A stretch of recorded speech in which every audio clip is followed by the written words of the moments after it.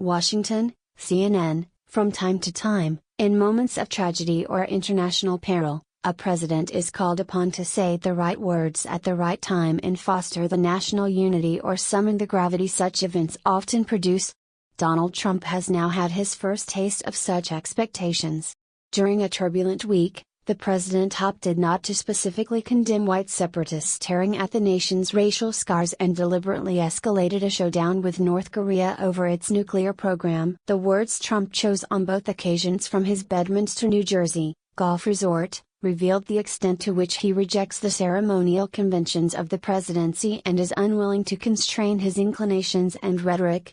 Trump did hit out at an egregious display of hatred, bigotry and violence on Saturday after a woman died when a man with reported neo-Nazi sympathies allegedly rammed protesters opposing an alt-right gathering in Virginia with a car.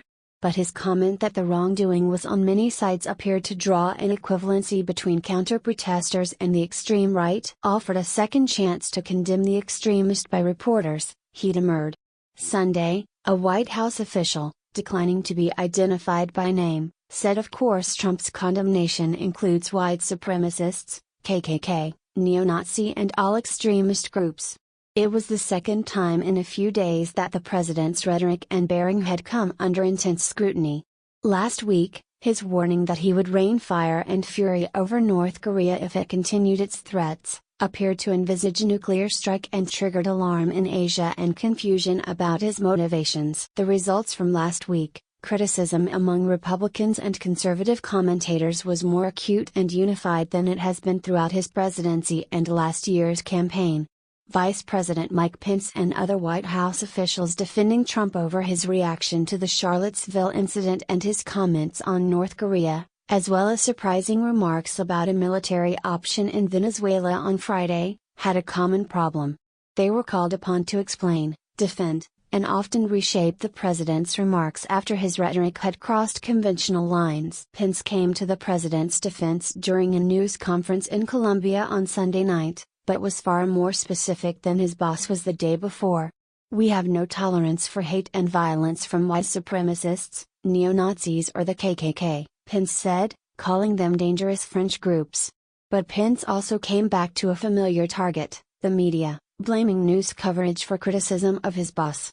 "I will say I take issue with the fact that many in the national media spent more time criticizing the president's words than they did criticizing those who perpetrated the violence to begin with," Pence said. "The power of presidents is limited by the Constitution and political circumstances.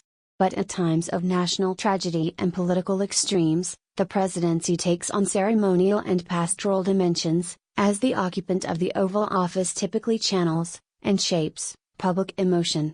In such cases, presidential rhetoric can be a weapon, or a salve. Sometimes presidents have summoned national resolve, like Franklin Roosevelt after Pearl Harbor or George W. Bush after the horror of September 11, 2001. At other times, presidents have reached for poetry to comfort the country's hurting soul, like Ronald Reagan after the Space Shuttle Challenger disaster in 1986 or Bill Clinton after the Oklahoma City bombing in 1995. Trump did not take either option on Saturday. And an outpouring of criticism of his response to the events in Charlottesville, Virginia, and to a lesser extent his North Korea rhetoric, suggests that discomfort with his performance is unusually bipartisan. The president's failure to single out white extremism was all the more notable because he's hardly been wary of doling out criticism in many other spheres. His entire political method is based on identifying enemies and going on the attack, from Jeb Bush, to Rosie O'Donnell to Hillary Clinton to Mitch McConnell. And it's not the first time that he has been slow to condemn the rhetoric of the extreme right. He equivocated before repudiating former Ku Klux Klan Grand Wizard David Duke during the White House race. Trump has also not been slow to identify attacks abroad as part of a terrorist plague even while they were still unfolding. But he has yet to define Saturday's assault as an instance of white supremacist domestic terrorism. Even some of Trump's most admiring allies said that he did not go far enough on a weekend that led some critics to suggest that he was concerned about alienating an extreme segment of his supporters. "I think he needed to be much harsher relating to the white supremacists. It's terrorism. You have to call that stuff out," said Anthony Scaramucci, who briefly served as White House Communications Director, on ABC's This Week. Colorado Senator Cory Gardner led the criticism on CNN's State of the Union. "I think the president needs to step up today and say what it is. And call it for what it is. It's evil. It's white nationalism. It's bigotry, and it's unacceptable. And if he doesn't do that, then we can continue to answer the question of why." After Trump threatened North Korea, and appeared to draw a red line based on North Korean threats, the White House was left scrambling.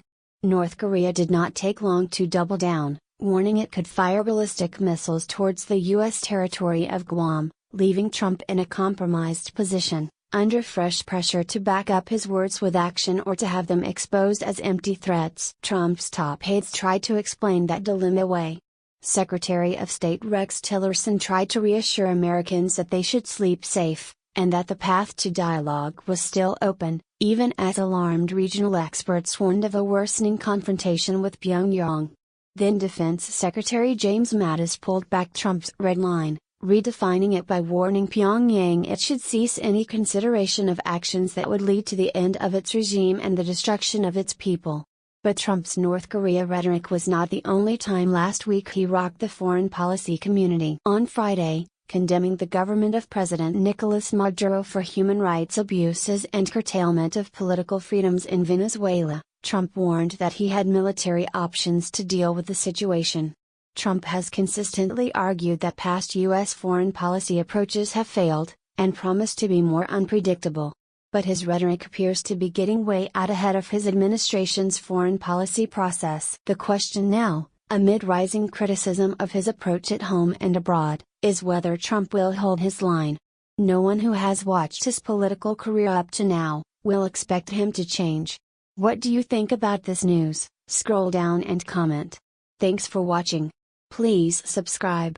Goodbye and see you again.